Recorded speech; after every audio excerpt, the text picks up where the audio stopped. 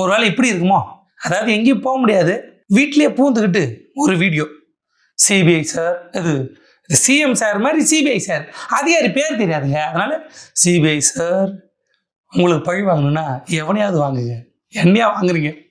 இன்னும் அந்த censor board certificate வரல, ட்ரெய்லர்லேயே தோத்துட்டேன், சேனலில் ஆடியோ லான்ச் பண்ணால் அதில் டிஆர்பியில் தோத்துட்டேன்.